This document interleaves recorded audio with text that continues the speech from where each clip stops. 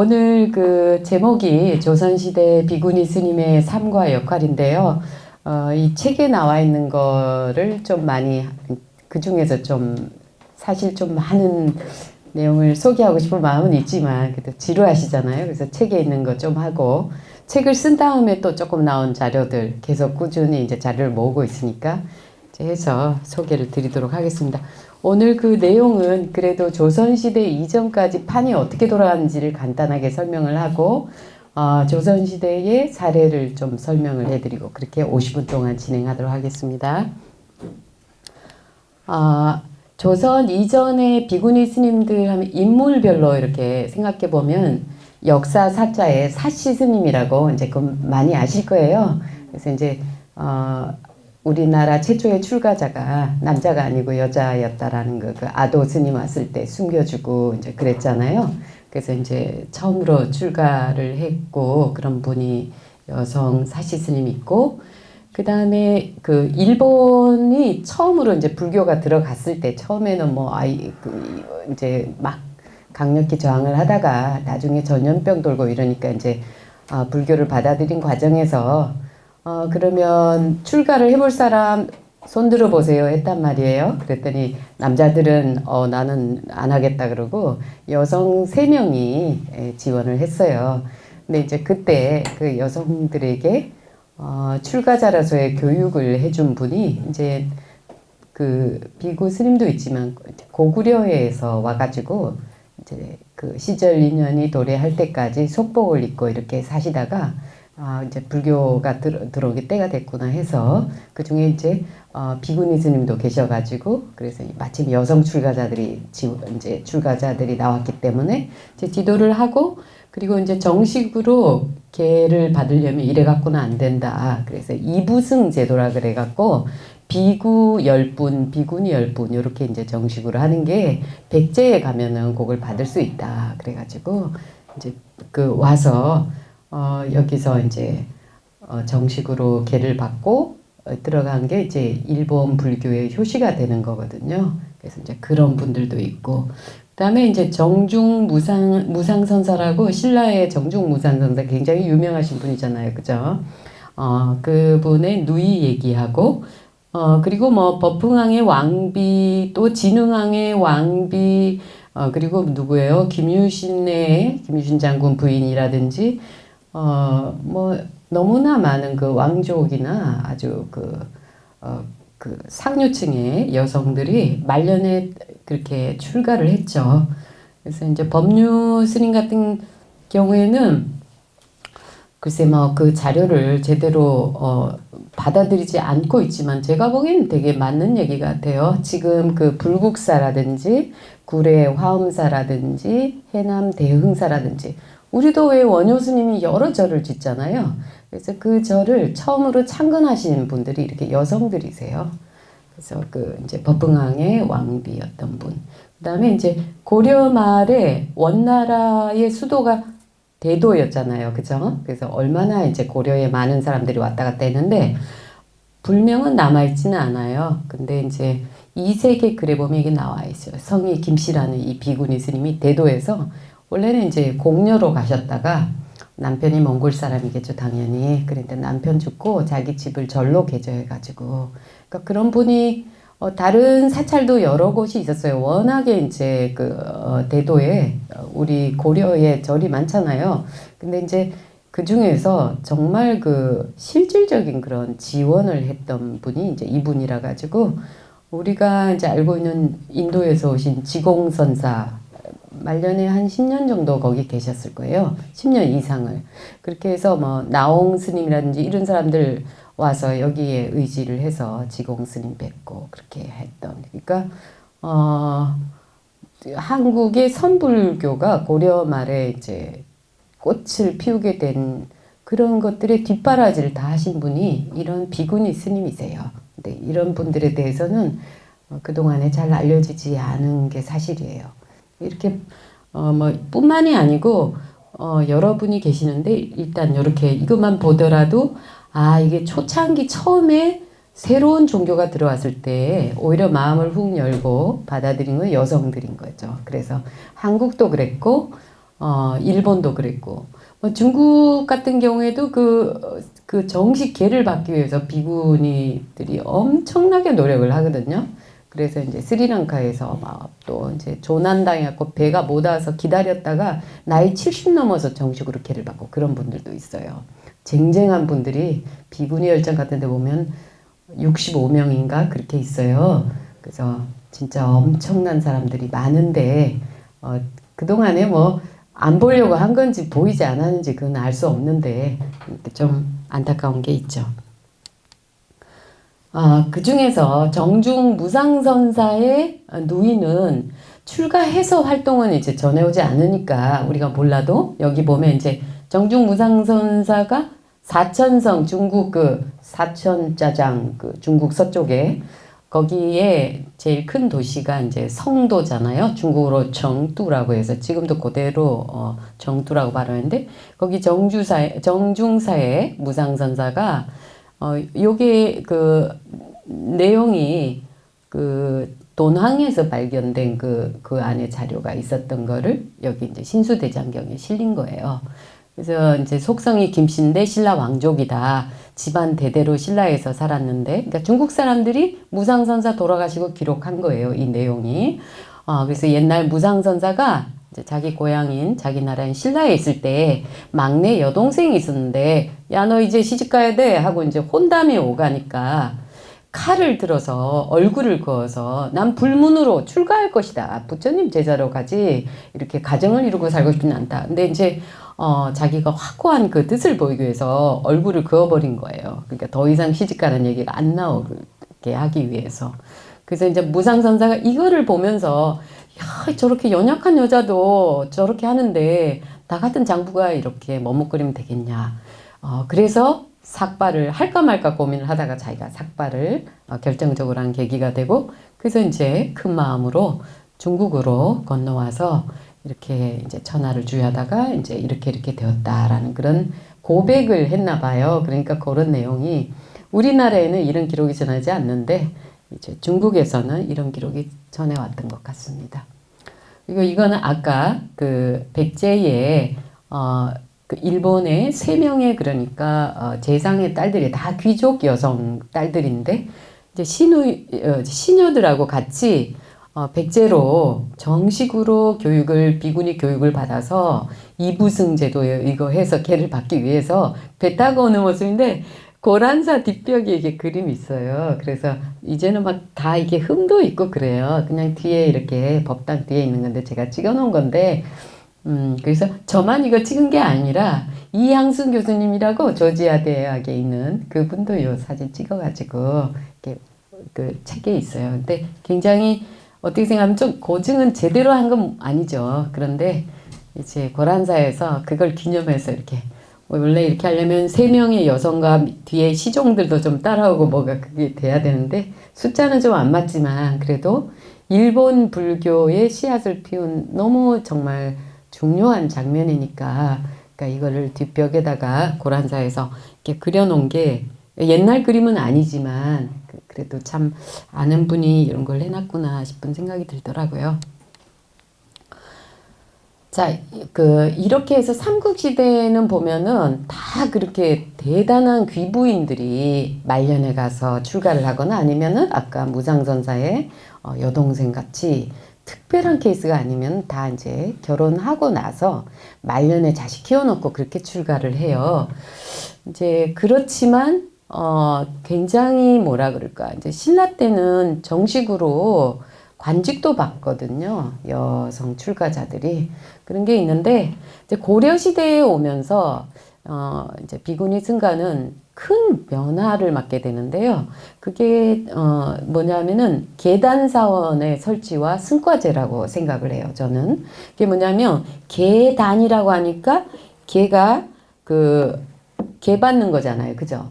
계 받는 단상을 만든 거죠.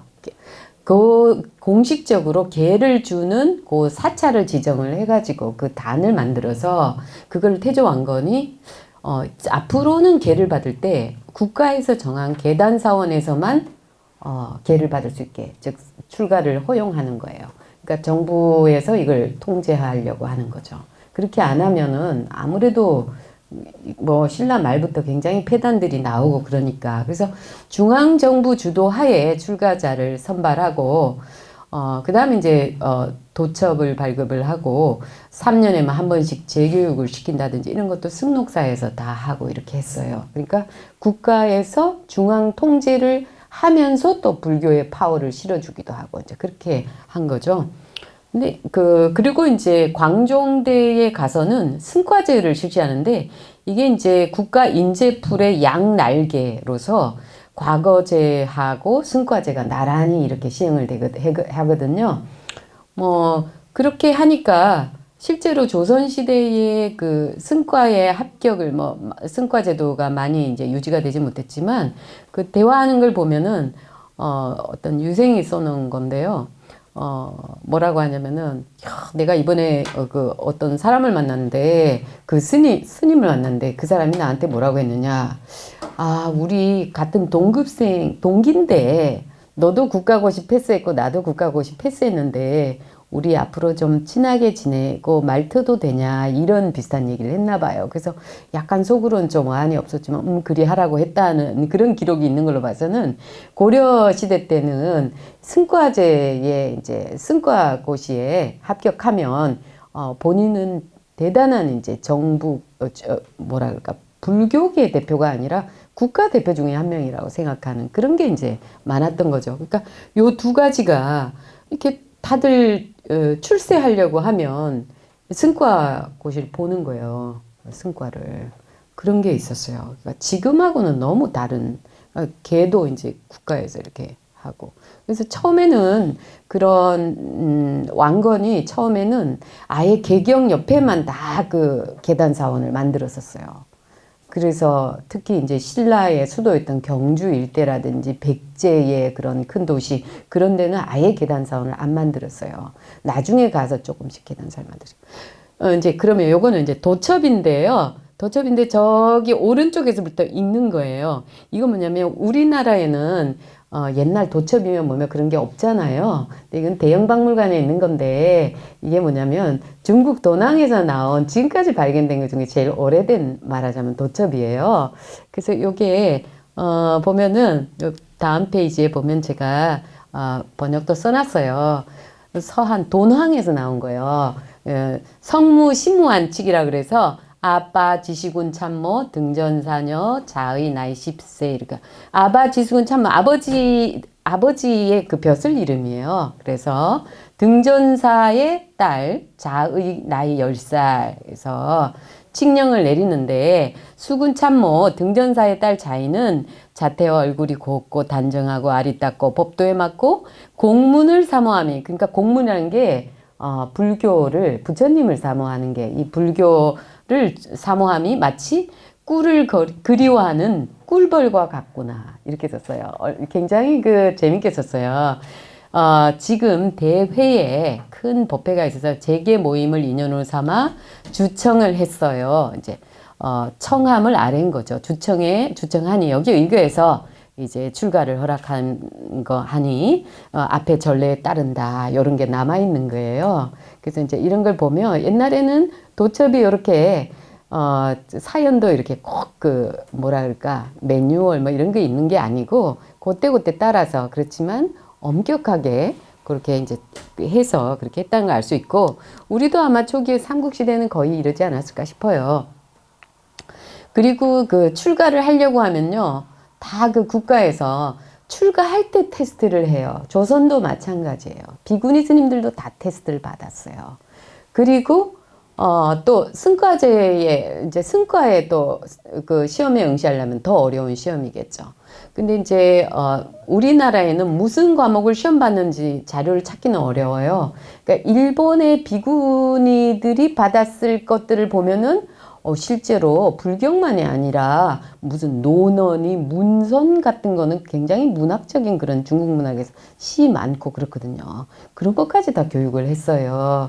근데 이제 여기는 이제 워낙 신청자가 많으니까 이 중에 이제 선발을 하는 거예요. 그래서 그 중에 한 예가 있길래 제가 하나 소개를 드리는데 이게 이제 어떤 때는 왜 그 불교가 너무 번성을 하니까 나라 재정이나 정치에 부담이 되니까 그걸 못하게 막기도 하잖아요. 그러고 나면 또 나중에 되면 승려가 너무 수가 적으니까 또 이제 불교의 친불교적인 분들은 또 많이 조금 느슨하게 하기도 하는데 여기 예를 보면 당시 조정의 출가자 선발 조칙이 너무 엄하고 높아서 출가하는 사람은 불경 1000페이지를 외워야 비로소 이렇게 허가를 받았다. 과연 한 페이지 안에 글자가 얼마나 있었는지 우리는 지금은 알 수는 없죠. 그런데 이때에 한 사람인 이제 신청 스님이라는 분이 이제 유명한 사람이었나 봐요. 나중에 이제 이 사람의 자전에 대한 기록을 하면서 요 내용이 있더라고요. 법화경, 요마경, 능가경, 불정존승, 다라니경 등의 불경을 암송했는데 이걸 쫙 시험관 앞에서 다 암송하는 거예요. 이걸 싹 다 하려면 이거 몇 날 며칠 걸릴 테니까 딱 펼치면 야 어디 뭘로 시작한 데부터 여기까지 해봐. 딱 그러면 쫙 암송을 하는 거죠. 오류가 없었고 뭐 그 조리가 있었다라는 그런 내용이 있어요. 이런 내용들은 많아요. 사실은 그 중에 하나를 제가 가져왔어요. 그러면 사실 조선시대에 봐도 조선에 출가하려고 하면 굉장히 그 절차가 복잡했어요. 그래서 부모님 허락받아야 돼. 그 다음에 은사 될 사람 허락받아야 돼. 그리고 제대로 불경은 외우는가. 금강경이나 이런 거 다 외워야 돼요. 길잖아요. 저는 그거 계속 하루에 한 번씩 읽는데 아직 멀었어요. 외우는 거 꿈도 못 꾸는 것 같아요. 그래서 그 몇 가지가 이렇게 있는데 뭐 정말 이게 뭐 몇백 페이지는 그냥 다 외우는 식이에요. 그렇게 그 보고 그 다음에 뭐 또 한 주제를 주고 이제 또 이제 테스트를 하고 그런 식으로. 그러니까 옛날에 이 출가를 하려면은 일단 글은 알거나 아니면 글은 모르더라도 엄청난 암기력이 있거나 그게 돼야 되는 거예요. 그렇기 때문에 그 도첩이라는 게 옛날에 이제 후대에 가서는 막 그냥 그 뭐 공사할 때 다리 짚고 이럴 때 또 전쟁 나고 이랬을 때 멋대로 그냥 그 공명첩으로 이렇게 이름 없이 막 그게 일종의 폐단이 됐지만은 도첩을 받는다는 거는 엄청난 거였어요. 그리고 승과까지 합격하면 이건 가문의 영광이에요.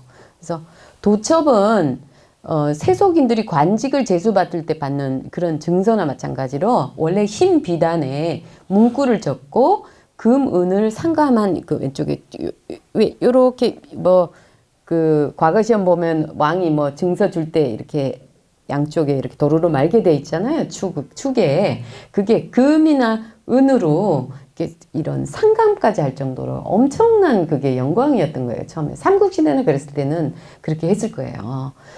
그러다가 그래서 정식 출가자가 되는 것을 정말 사회적으로도 영광스럽게 생각했기 때문에 대단한 인력풀들을 불교계가 갖고 있었던 거죠. 그래서 이렇게 도처만 받아도 대우를 받는데 구족계를 받고 승과까지 합격한 사람이 나왔다. 이거는 완전 가문의 영광이 되는 거예요. 그래서 고려시대 때 묘지명에 보면 무슨 부인은 뭐 누구누구는 이제 여성들 묘지명을 이렇게 살펴보면은 거기에 뭐 길쌈을 잘했다, 새벽부터 뭘 잘했다 이런 거 나올 거 아니에요. 뭐 아이들을 잘 길렀다. 근데 거기 빠지지 않고 나오는 게 뭐냐면은 과거에 몇째 아들이 급제를 했고 몇째 아들 그다음 바로 승과에 몇째 아들이 급제를 했고 지금 어느 절에 주지를 하고 있고 이거 나와요. 그러니까 이게 과거에 합격한 사람이나 승과에 합격한 사람이나 이건 완전 어마어마한 거였죠. 그러니까 그래서 하여튼 지금하고는 굉장히 다른 분위기였다는 거. 그렇지만 이제 고려 시대에 이렇게 계단 제도가 중앙에서 이렇게 하고 그다음에 승과에는 아예 여성들은 참여를 할 기회가 없잖아요. 중국에서 이제 유교적으로 하면서 과거제를 남성만 볼 수 있다 보니까 과거 시험을 승과도 마찬가지죠. 그래서 거기에 여성은 이제 참가를 못하니까 여성의 실력이 확 떨어진 거예요. 남성들보다. 기회가 없으니까. 남자들은 열심히 그거 해갖고 합격하고 그걸로 끝나겠습니까? 법문할 기회도 줘. 좀 더 잘하면 벼슬 더 올라가. 뭐 더 큰 절에 주지 맡아. 뭐 이렇게 되니까요. 그리고 그렇기는 해도 이 도첩은 승과는 여성들은 못해도 도첩은 자유여행증이잖아요. 그야말로. 왜냐하면 보면은 이렇게 옛날에는 그 고려 때만 해도 무슨 호텔이 있습니까? 뭐가 있습니까? 기차가 있습니까? 그거 아니잖아요. 그러면 이제 해저 물면 어디 가서 자겠어요? 다 그 연락망들이 있고 그 절이 있어요. 그럼 그 증명서를 이 도첩을 가지고 가면 이 사람 정식 출가자구나 해서 잠을 잘 수도 있고 거기서 또 여러 가지 혜택을 제공받을 수 있기 때문에 도첩이라는 것은 여성들에게도 굉장히 중요한 의미를 가졌었던 거예요. 그리고 이제 너무 그 앞부분이 너무 길었는데 지금부터 이제 조선시대에는 이제 그 상태에서 조선시대에 어떻게 됐느냐 아시다시피 불교 탄압 엄청 받았잖아요. 그러면서 이제 종파도 줄어들고 그 승과제 잠깐 있다가 없어지고 이런 상황이잖아요. 그러니까 고려시대 때 불교계는 국가가 다 후원하고 월급도 국가에서 줬단 말이에요. 그러니까 승과제들 통해서 인재들이 계속 유입이 될 수밖에 없죠. 그래서 백성들의 불교신앙은 이런 인재들에 의해서 설계가 되고 주도되었던 거죠. 승과에 급제한 그런 지식인 비구 스님들이. 그래서 여성들은 남성들이 구축해 놓은 체제 하에서 자기 신앙생활 열심히 하면 되는 거예요. 그래서 그런 그 묘주명 같은 데 보면 너무너무 열심히 신앙생활 하는 모습들 많이 나와요. 근데 이제 그 승과가 폐지되고 불교 억압 정책이 되니까 비구 중심의 인재 양성에 차질이 생길 수밖에 없잖아요. 그러니까 특히 왕실 여성을 중심으로 해서 파워를 가진 사람들이 처음에는 집안에 아들 죽어서 또는 남편 죽어서 슬퍼서 이거 개인의 문제에서 이거 이대로 가다가는 이런 신앙생활을 다른 사람들 그 다음 때 못하겠구나 하는 위기의식을 갖고 여성들이 공심을 가지고 어떤 시대적 사명의식을 갖고 그렇게 노력하는 그런 일련의 일들이 나오거든요. 그래서 조선 초기에 이분들의 그런 공헌이 그 후에 불교가 계속 그렇게 이제 나락으로 점점 떨어져 가고 그 다음에 이제 왕족 여성들이 출가를 안 하게 된 후로는 잘해봤자 전문직 여성으로 나인 상궁들이 조선 말에 가서 출가하는 정도밖에 안 되거든요. 그러니까 그래도 그들이 조금이라도 지킬 수 있었던 거는 거의 그 초반에 이걸 엄청 잘 다져놓은 거예요. 그래서 그 힘이 조선시대의 불교를 거의 그냥 숨이 끊어져 가는 불교를 살리는데 저는 굉장한 역할을 한 것 같이 보여요. 그래서 이거는 왜 그 이건희 컬렉션에 있는 궁중 숭불도라고 이름을 했는데 또 이제 미술사 하시는 분은 이건 고려시대 때 거다 그러는데 그거는 저는 잘 모르겠어요. 어디다가 방점을 둬야 할지. 그러나 저는 재미있는 게 제가 보는 그거는 어디냐면 이게 안 되나? 좀 이따 보여드릴 대목이 여기 옆에 요 장면이 거기 유근자 교수님께 제가 허락을 얻어서 요 사진을 받았었는데요. 여기 보면은 여기가 다 뭐냐면 비구니 스님들이에요. 그러니까 논란이 되는 건 시대 이런 걸 생각하는데 저는 딱 보니까 이건 비구니 스님들이 그런 감로도 같은 데 보면 이렇게 두건 쓰고 계시거든요. 대부분은 두건 쓴 사람은 비구니예요. 근데 앞에 이렇게 보면 제가 생각하기에는 이건 무슨 궁전 안에 있는 그 스님들 모습이다라고 했는데 저는 조금 다르게 보냈어요. 여기 혹시 정업원이 아니었을까 생각하는 거예요. 그러니까 정업원은 지금도 정업원동이 있을 만큼 지금은 없어졌나요? 정업원동이라는 게 너무너무 아름답고 그러니까 주로 이제 왕비들 퇴미하고 조선시대에 절 만들어서 거기에 이제 상류층들이나 이런 사람들 유생들이 아무리 막아도 못 막죠. 이런 거는. 그래서 주세붕인가요? 우리나라 최초로 서원 지은 사람. 조선왕조 실록에 보면 나와요. 이거 절 지으려고 하는데 이거 빨리 가서 제목 구해와. 그러니까 주세붕이 가서 제목 구해와고 유생들이 엄청 욕하고 그러거든요. 자기는 안 그런 줄 아는데 이렇게 결국은 불교 숭상하는데 그렇게 일조하느냐 그런데 이 보면 너무너무 활달하고요. 그런 모습이 보여요. 여기 가운데가 그 불당이에요. 여기 보면 좀 보이잖아요. 이렇게 비로자나 불인지 모르겠어요. 그래서 삼존불 모시고 안에서도 뭐 하고 있고 이런 모습들이 이렇게 굉장히 재밌게 나와 있거든요. 제 생각이에요. 저는 이게 정업원이라고 이제 그 궁전 옆에 있었던 그 여성들의 여성 출가자들 아닐까 하는 생각이에요. 잠깐만 지금 시간이 35분. 예, 그래서 지금부터는 조선시대 비군이 주요 인물 몇 분을 소개해 드릴게요. 그렇게 보면 우리가 자료가 너무 없잖아요. 근데 그 몇 개 된 자료를 보더라도 조선시대에 진짜 비구니 스님들 장난 아니에요. 정말. 예, 첫 번째 인물은 뭐라고 썼는지 읽어보시겠어요? 뭐라고 썼어요? 사실 스님이에요.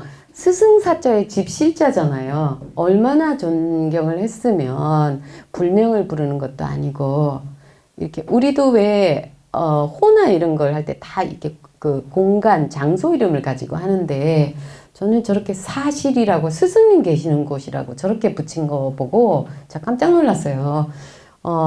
그 조선왕조실록에 제일 욕 많이 먹는 사람이 사실 스님하고 여기 예순 스님 두 분이거든요. 세종대왕 때 거의 사실 스님 쫓아내라고 그런 게 그 사실 요거만 갖고 쳐보셔도 엄청 많이 나와요. 그래서 아주 요망한 여승이 그렇게 사람들을 꼬신다고. 근데 사실 스님은 효령대군이랑 같이 생불이라고 백성들이 칭송했던 분이세요. 그리고 김시습의 그 문집에 일본에 남아있는 이거 뭐지? 손으로 쓴, 그게 필사본 남아있는데 보면은 사실 스님하고 그의 제자인 해민 스님이라고 있어요. 그분들에 대해서 사실 스님 돌아가시고 이렇게 쭉 이분에 대해서 기록한 게 있어요. 그 경희대 무슨 교수님이 제가 이름을 잊어버렸네. 송구하게. 그분이 먼저 발굴을 하셨어요. 그래서 제가 먼저 발굴한 사람은 아니고 저는 2차 자료를 봤었는데 그래서 이분이 고려 말에부터 해갖고 세종 31년에 돌아가셔요. 세종이 32년까지 살았나요? 그렇죠. 그러니까 한글 창제할 때도 다 봤던 사람이에요, 이분은. 그리고 이제 구사당 구씨 이렇게 나와요. 그래서 저는 구사당 구씨가 누군가 너무너무 이제 연구를 좀 했었는데 이 사람이 사실 스님이라는 증거를 찾았어요. 그게 어디 있냐면 한국학중앙연구원에 거기 자료에 보니까 이 사람이 사실 스님이 구씨라는 걸 알았어요. 그래서 같은 인물이라는 걸 알고 너무 기뻤었는데 진짜 꿈에서도 찾았어요. 몇 년 동안을 그렇게 찾았는데 하여튼 그랬는데 이분이 뭐냐면 태종 49제를 집전하신 분이에요. 우리가 지금 생각할 때 비구니 여자들을 무시했을 것 같은데 이 워낙 도력이 높은 분이니까 이런 게 안 알려진 거예요. 그리고 의빈권 씨라고 태종이 사실 이제 정비를 그냥 이제 내쳐버리고 이제 정비 역할을 하는 사람이에요. 근데 태종 죽고 바로 사실 스님 제자 됐어요. 말하자면 국모가 또 조선시대에도 출가한 거예요. 그런 분이세요. 혜원 스님은 세종대왕 다섯째 아들 광평대군 부인이잖아요. 그래서 이제 남편이 일찍 돌아가시잖아요. 광평대군 묘역에 가면 비군회관 바로 옆에 있잖아요. 일원역에.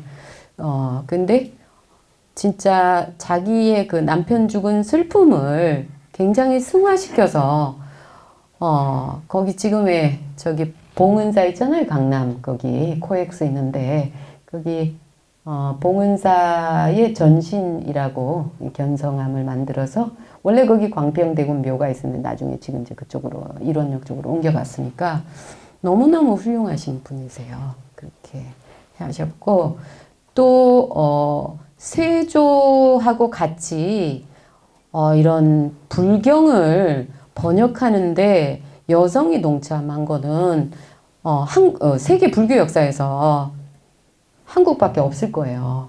이걸 제가 찾고 이것도 너무 기뻤었는데요. 비구니 스님 이름이 다 나와요. 제가 조금 이따 보여드릴게요. 거기 사진을.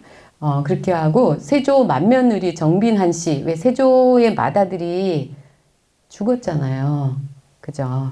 그 단종 그렇게 하는 그 과정에서 갑자기 죽어요. 그래서 이제 죄 받았다고 굉장히 그런 죄의식 같은 게 있었어요. 그 맏며느리 정빈한 씨가 굉장히 그 학문을 많이 한 사람이었어요. 그리고 뭐 해경, 도연, 계연, 신지, 도성, 각주 이런 사람들이 비구니 사당 이름이 다 나와 있어요. 거기 그 언해본에 보면. 근데 수기박 씨는 세조의 그 빈 중에 한 명이었고요. 그런데 이 사람들은 다 그러니까 문자를 제가 보기에는 한문만 한 건 아니고, 그다음에 어느 정도 훈민정음 뭐 창제 때는 이 사람들이 뭐 어떻게 했다라고까지는 말을 못 하겠지만, 이미 그 훈민정음 이런 거 다 꿰고 있었던 거예요. 그 사람들이. 그렇게 하고 아마 범어나 이런 것도 알고, 그리고 불경 한문도 아는 그런 분들이에요. 그 다음에 유자원의 아내였던 비구니 윤 씨. 이 사람도 너무 매력적인 사람이에요. 아주 시아버지가 아주 진짜 대책 없는 진짜 고집쟁인데, 남편 죽고 나서 관 내려가는데 고향으로 선산에 묻는다고 도망가요. 그렇게 해가지고 정업원으로 들어갔고 세조가 끝까지 봐줬고 나중에 정업원에 주지를 하거든요, 이분이. 그러니까 뭐 아주 그냥 조정에서 아주 부도덕한 여성의 대명사로 욕을 그렇게 많이 했는데, 제가 보기에는 그렇게 그 남편 살아서부터 그렇게 그 불법을 찾아서 많이 다니면서 그렇게 했던 그런 분이에요. 시간 때문에 조금밖에 얘기 못할 것 같아요. 예순 스님으로 말하자면 이건 뭐 진짜 광해군 때 엄청난 사건을 일으킨 예순이라고 이렇게 그 고전 번역은 거기 찾아보세요. 실록이 엄청 많이 나오는데 좀 이따가 이분이 얼마나 도가 높았는지 보여드릴게요. 여대사 정유라는 거는 재상 최재공이 대사라고 스승이라고 했던 분이에요. 그렇게 훌륭한 비구니 스님들 많아요. 관음의 화신 대인 등전 스님, 건봉사에 계셨던 분인데요. 이분 같은 경우에는 동사열전에 나오는 유일한 비구니 스님이에요. 창선 스님도 저는 되게 주목하는데, 이런 분들 중에 이제 제가 많은 부분은 제가 조금 뭐 찾은 분들이에요. 솔직히 그렇게 했는데 그냥 넘어갔거나 하여튼 자료들 그랬는데 정말 훌륭한 분들이에요. 이거는 아까 세종대왕 때 생불이라고 했던 사실 스님, 읽어볼게요. 몇 군데 읽고, 이게 김시습의 글에 이분에 대한 소개에 나와 있는 거예요. 이분이 법문 내용이에요. 보리의 자성은 원래 정함이 없으니 이르는 곳마다 뭐 청색이니 황색이니 대단하니 이런 거 말할 필요 없다. 이제 이분이 금강산을 갔다 오거든요. 가다가 금강산 아랫길에 이르니 보리의 물빛이 쪽빛처럼 푸르구나. 보리진을 지나가면서 이런 한시를 써요. 단발령 꼭대기에서 머리 돌려 바라보니 영축산의 한 모임이 아직도 분명하구나. 진짜 여기서 영산회상을 생각하신 거예요, 이분이. 만법이 일어나며 숲이 모인 듯하니 밤낮으로 쉬지 않고 반야경을 읽도록 해라. 뭐 이런 거라든지. 이게 굉장히 뭐랄까, 뭐 밑에도요. 청량한 마음의 달을 만약 볼 수 있다면 어찌 생사의 윤회를 따라가겠냐. 차가운 날에도 정말 좋은 경치를 보고자 한다면 다른 거 볼 거 없다. 저 가을이 왔음을 알리는 오동나무 한 입만 보면 그 안에서 우주의 그 이치가 삼라만상이 다 들어있어. 어딜 가서 찾니? 뭐 이런 거라든지. 그래서 굉장한 그 도인으로 정업원의 사람들이 이분을 정말 따른 것 같아요. 다른 그런 문건들을 보면은. 그 다음에 이건 아까 그 정조 때 그 최재공 재상했던 분이 이제 아까 정유대사의 거예요. 그러니까 정말 이것도 보면은 어떤 최재공이 정치적인 이런 게 좀 있었잖아요. 굴곡이. 굉장히 힘들었을 때 거의 멘토였던 거예요. 이런 비구니 스님이 조용히 그렇게 그런 게 있고요. 시간 관계상. 그리고 이거는 이제 혜원 스님. 이거는 전에 조선일보에 나왔던 건데, 이제 법화경에 변상도를 너무너무 못 파는데 잘 만들어가지고, 이제 불경책을 많이 찍어냈다 그랬잖아요. 거기 봉은사, 옛날 전신.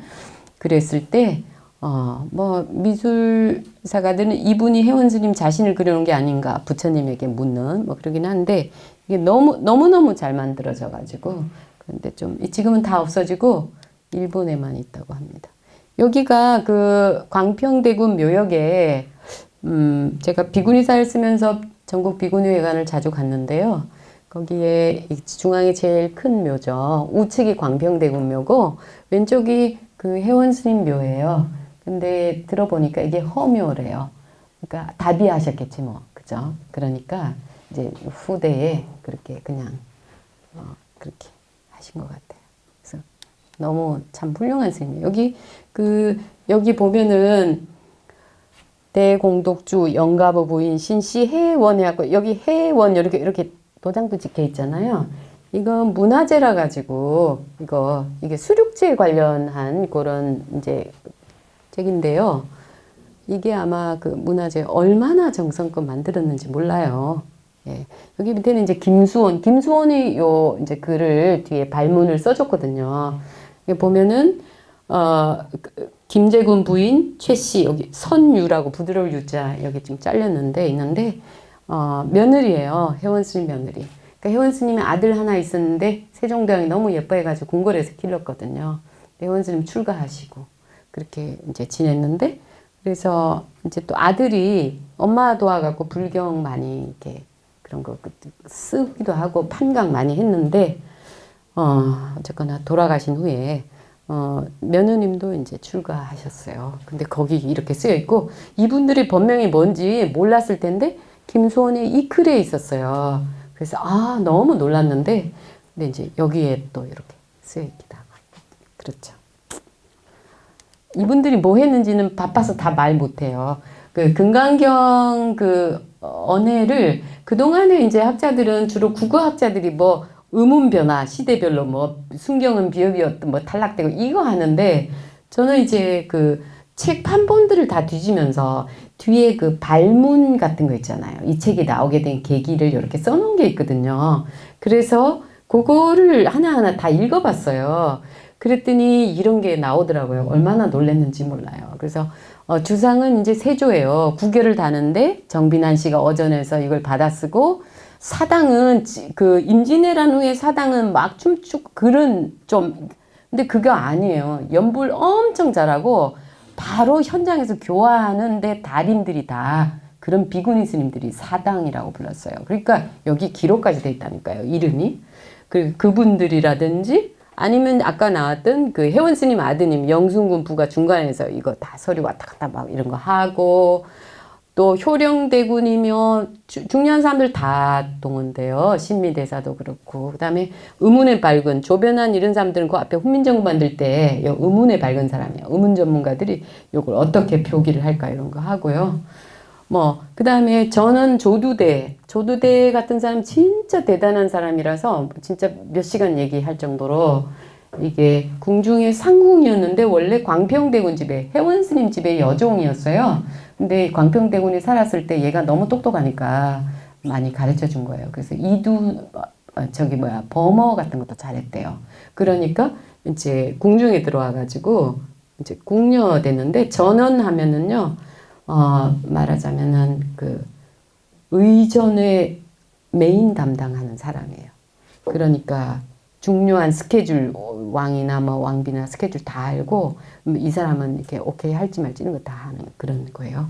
그리고 쭉 이렇게 갖고 5일씩 한 자국이 안정되면 강경도강의 경판을 새겨서 인쇄해서 배포했다는 내용들이 쭉 나와요. 제가 그 발문에 그 찾아본 게 여기예요. 그래서 이거를 이렇게 쭉 읽어보다 보고 깜짝 놀란 거예요. 여기 보고. 그래서 쭉 방금 소개드린 게 여기까지요. 작은 글씨들 있죠? 이제 그거에 대한 내용이에요. 그거를 이제 분석을 해보니까 그렇더라고요. 그래서 이렇게 국왕의 며느리, 국왕의 후궁, 문장의 밝은 조정 대신, 교학의 밝은 큰 사찰의 비구, 연불 잘하고 문자 잘 아는 비구니까지 총동원돼서 강경동함에서 불경을 번역한 거예요. 그래서 우리가 조선시대의 그런 불서들을 읽어보면 너무 좋아요. 저도 처음에는 무서웠어요. 이런 막 아래야 나오고 이런 거 있잖아요. 읽어보니까 너무 다정하고 좋아요. 그래서 그런 거 읽게 하면 재밌어요. 전에 한번 해봤거든요. 재밌더라고요. 그리고 여기 보니까 저 경북 불교문화원에서도 이걸 해달라 그래갖고 전에 한 2번 발표를 하면서 나머지 사람들, 남자들 이름 나온 게 조금 허드렛 일 한 사람 아까 나왔던 것 중에서 제가 조선왕조 실록이나 이런 걸 뒤져봤더니 장치손이란 사람은 이 사람들 다 종이었어요. 한 집에 종들이 가서 오히려 한글로 번역을 하니까 이런 사람들 귀에 잘 이렇게 있게 만들어야 되니까 오히려 이런 사람들을 읽어보라고 하고 시키어서 아니면 글자 모르면 들어보라고 한다든지 그래서 정말 그 사람들에게 필요한 그런 문구, 그 문장으로 만들어낸 거예요. 그래서 김금은동 이런 사람들도 나중에 이제 양인으로면 장말동 다 그 궁전에 뭐 이런 거 저런 거 물자 관리하고 뭐 국수 가져오고 쌀 가져오고 이런 거 하는 사람들이었어요. 그 다음에 뭐 이런 사람은 역시 노비 출신이고 다 종 뭐 이런 사람들이고요. 조두되는 궁녀였고 환관도 있어요. 그래서 그런 사람들을 정말 각계각층을 다 동원해가지고 이렇게 불경을 강경도가면서 번역했다라는 게 너무 감사하더라고요. 그래서 조금 전에 본 거는 그렇게 지성인들도 비구니들 중에 많았고 지성인들이 제가 여성 중에도 꽤 많이 있었다라는 거. 그냥 저런 뭐 불경 번역하는데 저렇게 중앙에 불러가지고 하겠습니까? 그렇게 했다라는 거. 그리고 아까 그 예순 스님 같은 경우에는 얘기를 하자면 너무 길어요. 근데 이분이 의건부에 잡혀와가지고요. 쓴 시가 한 시가 그 유목인의 어휘하담에 나와 있는데 거기 와서 저렇게 당당한 시를 쓴 거예요. 마침내 이 누런 세속의 먼지를 내가 진짜 뒤집어 써버리고 말았다. 어째서 청사는 어째서 내가 출가하려고 하는 나를 허락해 주지 않는가. 그렇지만 이 사대는 묶여있지만 의건부 니네들이 내 정신은 멀리 논의는데 이걸 너희들이 감히 가둘 수 있을 것 같아? 이렇게 쓴 거죠. 그러니까 대단히 정말 대단하죠. 이분이 출가하려고 이렇게 마음을 먹었어요. 남편하고도 하고 또 이제 서울 출신하고 남자지만 같이 이 불법에 대한 얘기 많이 하고 남편도 참선 많이 하고 남편이 일찍 죽었어요. 죽으면서 가족들 다 불러갖고 저기 그 서자 출신 오원관이라고 그 사람도 남자가 아니다. 같은 도반이니까 내 아내랑 같이 만나서 얘기하는 거 가족들 신경 쓰지 마시라고. 그리고 이렇게 열심히 이 불법을 공부한 사람들이 있으니 나는 영원히 죽지 않았다라고 하면서 그렇게 하고 그래서 나중에 이제 예순 스님이 이 오원관을 따라서 어디를 가는가? 도인들을 찾아갔는데 제 고향이에요. 경상남도 함양 60령 아래에 덕유산이라고 있어요. 그 덕유산 아래에 거기에 내려가고 얼마나 좋겠어요. 이제 열심히 이제 수행을 하니까 사람들이 신기해갖고 온 거예요. 근데 나중에 이제 잡혀가지고 도둑 그때 뭔 난리가 났었어요. 그래서 이제 그 사람들하고 오인해갖고 잡혔는데 그때 같이 따라갔던 여성이 이분에 대해서 얘기한 거예요. 제때 밥을 먹지 않았고 20일 동안 물도 안 마셨는데 조금도 줄이고 피곤한 기색이었고 한 달이 되도록 잠을 자지 않아도 온몸에 향기가 풍기고 깜깜한 밤에도 대낮처럼 그렇게 광채를 바라고 3년간 살았지만 부도덕한 일을 한 적 없다고 이제 막 그렇게 이제 그렇게 비난할 때 아버지가 좀 관리라 갖고 그런 적이 있어요. 예, 시간이 없어서 그래서 이제 이런 대단한 수행자들이 있었다는 걸 아까 조금 전에 예순 스님 통해서 보여드렸고요. 그리고 이제 또 비구니 스님들은 또 어떤 특징이 있냐면 말하자면 정보를 몰래 주는 사람. 비구 스님들이나 남성들이 그 이제 궁중 안에서 돌아가는 정부 정책을 전혀 감을 못 잡잖아요. 정보를 잡을 수가 없는 거예요. 그래서 비구니들이 조정의 정보를 알아갖고 비구들에게 몰래 전달하는 거예요. 그러니까 비구 스님들은 그 당시에 비구니들에게 의지를 안 할 수가 없었어요. 그래서 이게 몇 번 나오거든요. 그래서 뭐 이 연산군 요 내용을 제가 예를 들었는데 이 도성 밖에 거주하는 중도는 앞으로 이제 원각사에 못 들어오게 해라. 이제 한양 땅 못 들어오게 해라. 절 안의 말은 절 밖으로 내지 않고 절 밖의 말을 절 안으로 들어가지 못하게 하는 것을 이미 내가 법으로 다 해놨는데 비구들이 늘상 비구니들을 통해 갖고 요걸 살짝살짝 알아본다는 거죠. 그래서 지금부터는 비구니들이 비구들과 왕래에서 정보를 전달해 주면 사헌부한테 엄격히 법으로서 통제시키라고 하고, 유생들도 혹시 비구들하고 어울려 갖고 정부의 이런 고급 정보들을 흘리면 이건 나를 배반하니까 이거는 앞으로 이렇게 했던 사람들은 과거 시험에도 응시하지 못하도록 해라, 이런 식으로 하거든요. 그래도 계속 막 변장을 하고 들어오기도 하고 하여튼 여러 일들이 있어요. 근데 어쨌거나 조선시대를 생각해 보면 고급 정보들은 다 비구니 스님들이 갖고 있었고, 그거를 비구 스님들에게 전달하고, 나라에서 불교에 좀 우호적인 뭘 하는 것도 다 그렇게 되는 거예요. 그래서 사실 그 국왕이 돌아가면 왕실에서 그런 의례 같은 거 할 때 비구니들이 했어요. 그 단서들을 조선왕조 실록 보면은 감을 잡을 수 있어요. 그리고 또 그런 거 했던 것뿐만 아니라 몸으로 유생들하고 가장 빡세게 대항했던 사람들이 비구니 스님계가 보고, 저는 이거 보고 진짜 놀랐는데, 여기 보면 헌정 때 일이에요. 5월에 비구니 창선이 비구니 5, 6명과 함께 불상을 짊어지고 향교에 들어가서 명륜당 위에 불상을 올려놓고 징을 치고 연부를 해면고 그렇게 한 거예요. 그래갖고 이 사람들 다 어떻게 해요? 다 처음에는 교수행위 차라 했는데 주동자인 창선 스님만 교수행차하고 나머지는 다 섬에 귀향을 보냈거든요. 여성들을 섬에 귀향 보낸 건 엄청난 중형이에요. 무인도에 보낸 게. 그러니까 이게 향교에 불상을 딱 메고 들어가가지고, 부처님법은 말이야 니네들 거보다 한 수 높거든. 쫙 얘기해. 그러니까 유생들이 기가 찼을 거 아니에요. 진짜 이런 과감한 행동을 하는 거는 제가 보기엔 전 세계에서 한국 조선의 비구니밖에 없는 것 같다는 생각이 들고, 이래서 우리 한국 여성들이 이렇게 힘이 센가, 우리들이 이렇게 활발한가 하는 생각도 들었고, 제가 알기로는 비구 스님들은 뭐 했냐, 쭉 해봤자 여주 실력사 갖고 밤에 유생들 밥 해주다가 성질 나가지고 밤에 주업 했어요. 그거밖에 없어요. 제가 자네만 여기 보세요. 그냥 향교 명륜당에 들어가가지고 불법을 강의했다니까요. 비구니들이. 자, 예, 이거는 세시풍속도 사실은 불교의 세시풍속이 전해질 수 있었던 거는 다 여성들이 이렇게 집에서 아이들 때부터 계속 이렇게 했기 때문이라는 게 이제 다카하시 도루의 조선불교 통사 이조불교에 나왔던 그런 내용이고요. 또 여기 내훈 만든 이 여성은 제가 전에 불교평론에 썼는데요. 이게 그때 강경도감에서 참여했던 정빈한 씨나 조두대, 정빈한 씨가 나중에 인수대비가 되거든요. 그래서 그 사람들이 세조 죽고 나서 이제 책 만드는데 뭐 좀 이게 노하우가 생겼어. 여성이 직접 만든 책이에요. 서문도요. 조두대가 썼어요. 조두대는 한참 그 밑에잖아요. 신분으로. 그런 거 없어요. 너무 진짜. 근데 지금 이거 연구한 사람들이 이게 뭐 여성학자들이 이거 뭐 너무 그 내훈이니까 유교의 봉건 사상을 여성들이 물들였어. 무슨 소리야. 그때 안 그러면 다 죽는데. 그리고 다 그냥 그런 시대인데.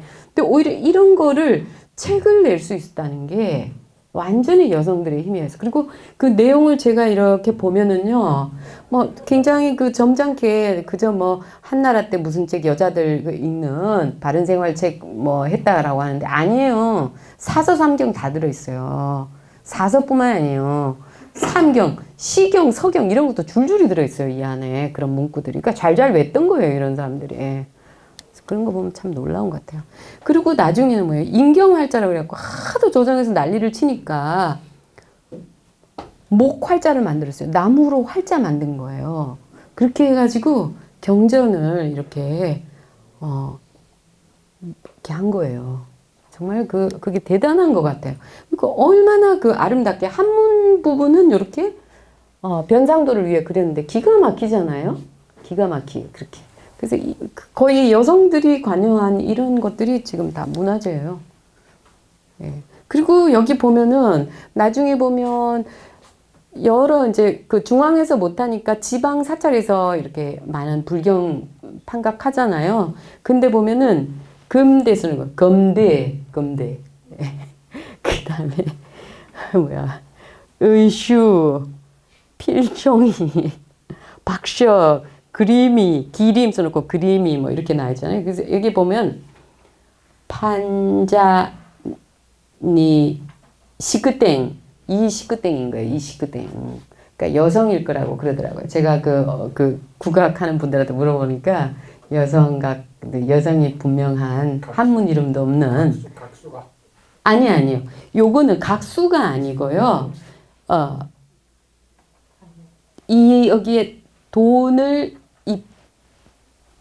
갑자기 제가 조금 헷갈리는데 요거는 제가 지금 잘 모르겠습니다. 갑자기 조금 헷갈렸고요. 예를 들면 윤씨 예향 이런 거 있잖아요. 이건 뭐냐면 나무를 그때 제가 기억하기로는 제가 이 부분에 대해서는 전문가들 얘기를 들었었기 때문에 나무를 제공한 사람, 그 다음에 각수가 각자를 할 수 있게 보시를 한 사람. 이게 페이지마다 이름을 적어줬다는 거예요. 그렇게 민간의 힘을 빌리지 않으면 어려우니까 그렇게 했다라고. 그래서 그때 제가 듣기로는 제가 이걸 여쭤봤었는데 오른쪽 인사만 아마 나무를 제공한 사람이고 왼쪽은 이걸 각수에 드는 비용을 제공한 사람일 거다. 각수는 보통 맨 뒤에 그냥 나오잖아요. 그러니까 이제 그런 게 여성들이 이제 그렇게 이름도 이렇게 당당하게 나오는 그런 애들도 재밌었어요. 그리고 뭐 여기는 이제 굉장히 이분도 하여튼 아까 대인 등전 스님이라고 너무너무 감동적이더라고요. 동사열전에 이분이 나오길래 제가 이거 그냥 진짜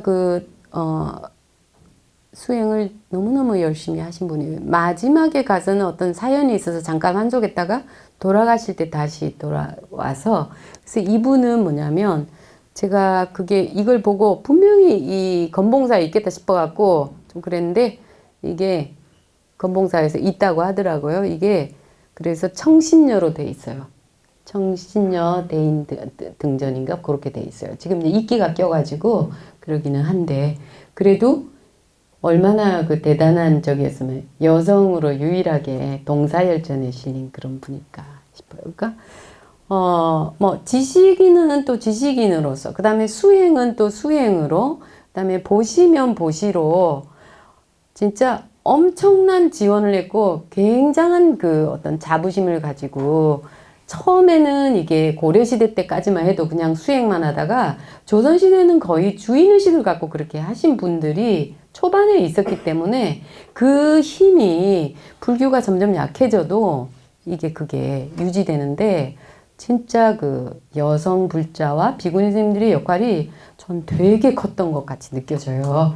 그래서 오늘 좀 간단하게 말씀을 드리는데 3분이 더 지났네요. 네, 이것으로 오늘 말씀 마치겠습니다. 감사합니다.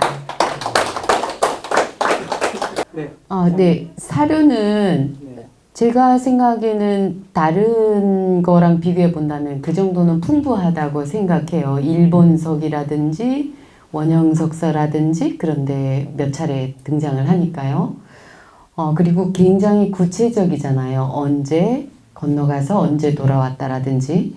근데 일본 학자들은 이거를 자꾸 인정을 안 하려고 하는 그런 경향이 보여요. 왜냐? 어차피 저기는 백제 유민들 지역이고 우리 순수한 일본 쪽에는 뭐 영향을 미쳤겠어? 그렇게 말하는데 그렇게 하는 자체가 저는 굉장히 좀 우스꽝스러운 것 같아요. 단 한 사람도 없어요? 아니, 단 한 사람도 그 정도까지는 모르겠어요. 근데 네네.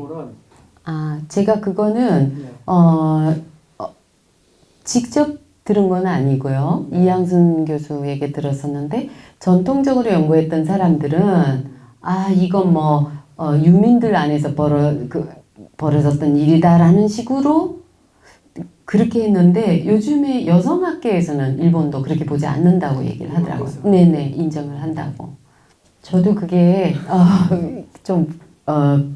생각을 저도 너무 궁금했었어요. 뭐 그런 기록이 있는 건 아닌데, 근데 제가 생각할 때는 이제 불교 제도가 거의 대부분은 중국의 그거를 많이 따라했기 때문에 중국 사람들이 그렇게 하고 하니까 고려에서도 그런 게 있었을 것 같고 그게 굉장히 큰 작용을 했다고 생각을 하고 그리고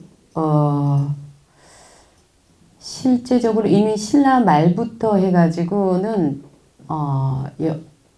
이 뭐죠? 자장율사가 들어오고 이러면서부터는 여성들에 대한 그런 출가자들의 기록이 좀 좋은 걸로 나오는 게 별로 없거든요. 오히려 이걸 무시하려고 하는 그런 게 있고 그래서 그게 전반적으로 불교 내부에서도 중국이나 한국이나 좀 남성들이 왜 그랬는지는 저도 명확하게 말은 하기는 어려운데 유교와 마찬가지로 유교든 불교든 남성 위주로 이렇게 가려고 하는 시대에 그런 분위기가 있었던 거 아닌가.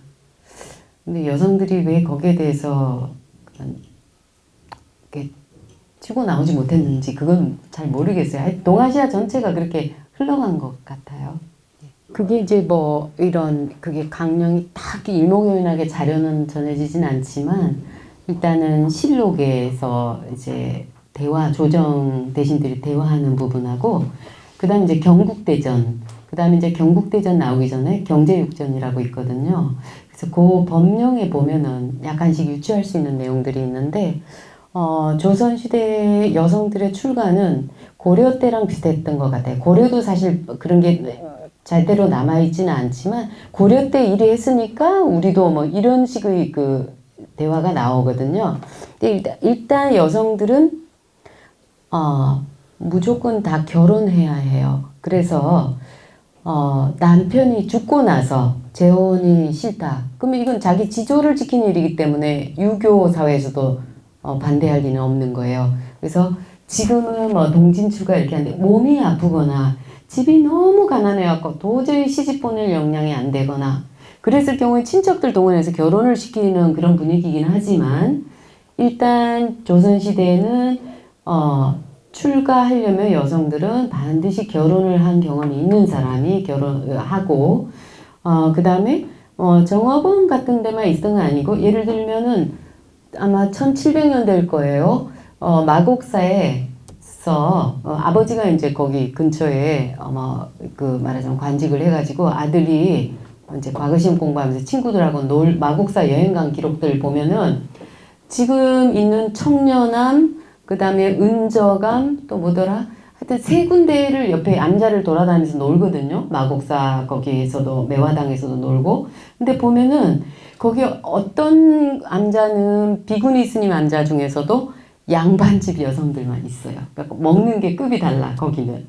또 어떤 절은 길쌈하고 있어 비구니 스님들이. 그런 내용이 나온다든가 아니면 뭐 묘향산 아주 그 깊은 그 첩첩산 중의 암자에서 비구니 스님들이 벽곡을 하는 그러니까 솔잎만 먹고서 좌선에 앉아서 좌선만 하고 있는 그런 분들이 있다라든지 그 다음에 예순 스님 같은 경우에는 원래는 어디를 가고 싶어 했냐 하면은 월정사 쪽에 거기에 비구니 암자가 유명하다 그래서 거기를 출가하고 싶어 하는 그 염원이 계속 있었고요.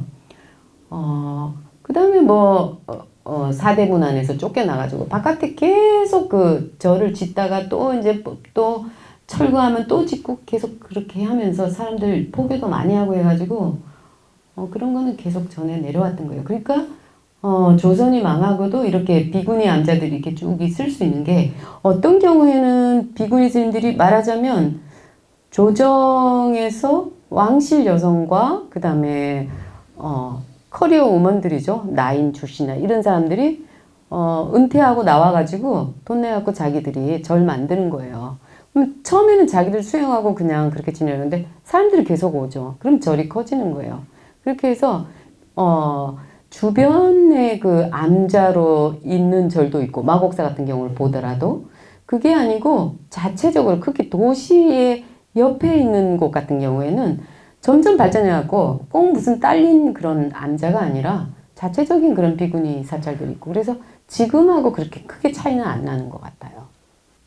그 언해 작업에 참여했던 거는 제가 찾은 거는 2개였거든요. 그 중에 이제 자세히 나왔던 게 금강경 언해에 나왔던 건데 거기 보면은 일단은 이제 그분들의 역할은 어떤 것들이었었나요? 먼저 이제 번역에서 제일 중요한 게 예. 현토다는 거거든요. 예. 여기서는 구결이라고 예. 나왔는데 구결 중에 종류 중에 이제 현토가 있는데 예.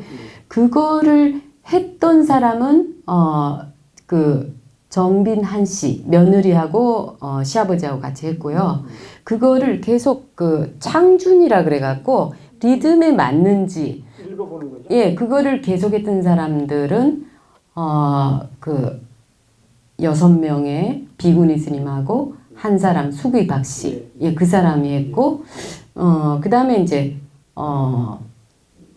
여기서는 조두대는 전원 역할을 하는 걸로만 나와요. 근데 이제 나중에 보면 내훈이나 이런 걸 쓰는 걸 보면은 그 이제 번역 전체적으로 다 이렇게 뭔가를 했을 것 같은데 그래도 그렇게 누구 등 이런 식으로 나온다든지 그렇지 그 사람들이 아주 자세하게 나오지는 않아요. 글쎄 그거는 시대마다 달랐을 것 같은데요.